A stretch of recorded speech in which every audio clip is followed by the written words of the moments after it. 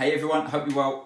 Today's video is covering this question, are my macros right? Now, this is a common question that we get from people that fill out our calculator or anyone else's online.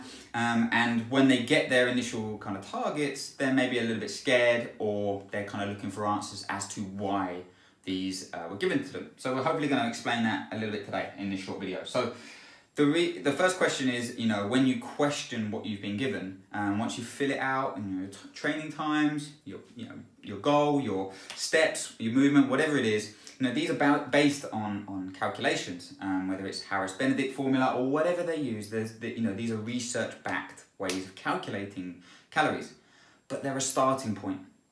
Okay, they're a guideline. They are not gospel. So what you need to understand is that they're going to give you a bit of a generic starting point. What we try to do with ours is personalize it as much as possible. But when people come to us and question it, I'm like, what are you basing it on? Why am I eating 1900 calories? I've been on 1500 calories. That's way too much. So I'm like, okay, well, what are you basing that on? Way too much for what? Way too much for losing fat, for building muscle, for health. What, where have you seen this?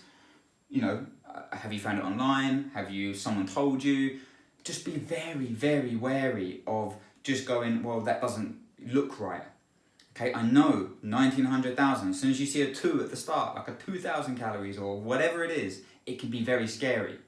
Now, what I'm going to try and do is break this down to be like, when you do it in the correct way, it might not be as scary as it kind of initially seems.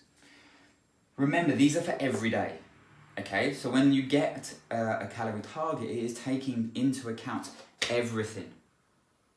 Vegetables, the cooking oils, the teas, the coffees, the liquor, the peanut butter, every single thing that you're putting into your body, calories are taken into account. It doesn't just mean, it's 1600 calories minus the glass of wine, minus the, I didn't weigh my peanut butter, I didn't weigh my oil, I didn't really I just kind of eyeballed that serving of risotto. These take into account everything, vegetables included, okay? So just be aware of that. Now, if you're not tracking vegetables, or if you're not tracking your cooking oils, or if you're not tracking the tea and sugars and whatever in your coffees and tea, you might be in for a bit of a shock. Now, when people come to us and say, I've been eating 1700 calories and I haven't been losing weight, you haven't been following 1700 calories, just to let you know. So are you actually reaching your goal? Whether that's building muscle, losing fat, maintaining weight, whatever it is. Now, this is where we would say, these are a starting point, and you need to be aware of tracking your progress, not from just like a food point of view, but actually, are you going towards your goal? Whatever that is. That's the key. Now, when you do this and track this, you can be aware and changing your macros, okay? So yeah, maybe 2000 calories is a little bit too much. Then we adjust. But if you just kind of search and manipulate the data to try and fit it to what you think you should be eating, it's just a dangerous thing, because you have nowhere to go. So have an awareness of actually, are you reaching your goal? That's a big point, okay? So you may have seen this online as well, so I'm not going to bore you too much with it. It's about, I think I'm eating 1600 calories, but remember, it's over the week, over the month, over the year.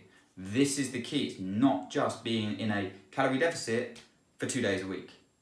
Or I can't build muscle, but I haven't really eaten that much, apart from 3 days this week. You've got to be consistent. And when we give you targets, it's for every single day. Now, if you're going to eat 1600 calories, what happens if you have a bottle of wine at the weekend? What if you have seconds with your roast? What if you have, I'll have that extra glass of wine on a night out. Okay? I didn't actually, a little extra olive oil on my dinner after my cooking. I didn't track that. I have an extra latte in the day. That's 150 calories. What I'm saying is that this adds up, and sometimes we just don't account for it, but we do in this. Okay, so this is why sometimes the numbers can seem a little bit higher. Now, if you're going to break down, 1800 calories, so for this is 1600 calories, but if you break that down across the average, is 830. I did the math before I did this video, so I know. So it's 830 calories. Now, for some people that can seem quite a lot to eat every single day. Now, I'm not really a fan of if it hits your macros. I like meal structure and I like to kind of have things relatively consistent. But if you do want to kind of set your diet up like this, and you figured out that 1800 calories is going to put you into a deficit, then you can do this and still lose weight. Or, you know, if you kind of flip it and put it into a surplus and you kind of spread it out over the week, you can build muscle. But you've got to be consistent, and you've got to be aware that when we give targets or when you get targets, these are things that are taken into account. The other thing is like, you may have heard people say, oh, eat more to lose weight. Now, it's a little bit of a misleading thing to say. Now, yeah, you got to eat more of the right things, more vegetables, you know, better quality, whatever it is. But when we say eat more to lose weight, because sometimes being in an aggressive deficit, and this is obviously for fat loss, being in an aggressive deficit for too long can have some negative implications. So things like poor training. Okay, if you're just getting through your sessions, like you're not gonna, you know, have the calorie output or the burn in that session to elicit a calorie deficit. So it's not just food that we can create a deficit from. So if you're eating a little bit more, it means you're training a little bit harder, better quality, creating more of a stimulus for adaptation. Water retention. Okay, so sometimes you can hold on to water if you're under eating for a consistent period of time. This can mask fat loss. It can make you think that you're not losing weight. Okay, so eating a little bit more can help with lowering water retention. Stress. It can lower stress because we're giving our body more chance to increase our micronutrient and macronutrient intake.